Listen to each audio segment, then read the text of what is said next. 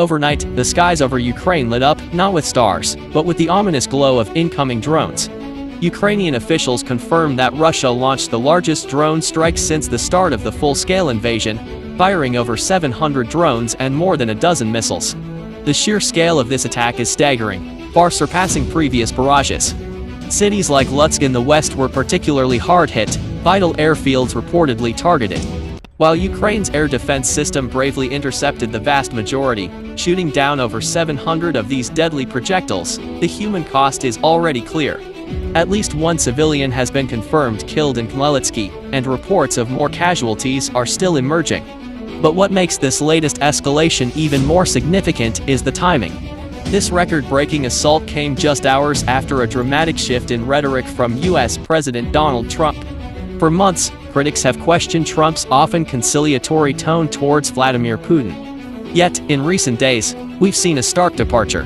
Speaking from the White House, Trump expressed his unhappiness with Putin, directly blaming him for killing a lot of people in Ukraine and dismissing Putin's statements on peace talks as a lot of bullshit.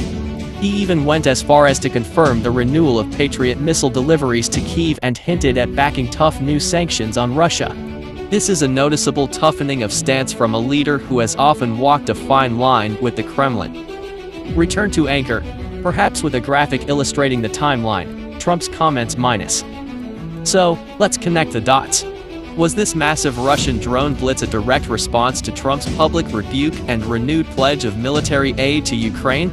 Ukrainian President Vladimir Zelenskyy certainly seems to think so, stating that this telling attack comes precisely when peace efforts are being made, and Russia continues to rebuff them all. He urged international partners to apply pressure so that Russia will be forced to think about ending the war, not new strikes. The question on everyone's mind is, what does this mean for the future of the conflict? Is this a desperate act from a cornered Kremlin or a calculated show of force in response to perceived threats? Analysts are already debating. Some argue it's a clear message from Moscow, they will not be dictated to, regardless of international pressure or rhetorical shifts from global leaders.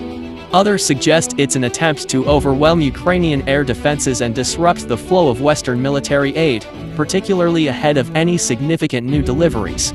And let's not forget, Ukraine is also stepping up its own drone attacks on Russian territory, with reports of 3 killed in the Kursk region just yesterday. This is a rapidly escalating aerial war on both sides. One thing is clear, the war in Ukraine remains a brutal and unpredictable reality. The geopolitical chessboard is more volatile than ever, and the human cost continues to mount.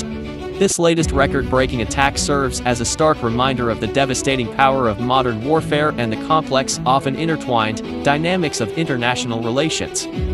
We want to hear from you. What do you make of Russia's record drone attack following President Trump's criticism of Putin? Is there a direct link, or is this simply the tragic continuation of a brutal war? Share your thoughts in the comments below. And as always, stay tuned to our channel for the latest developments.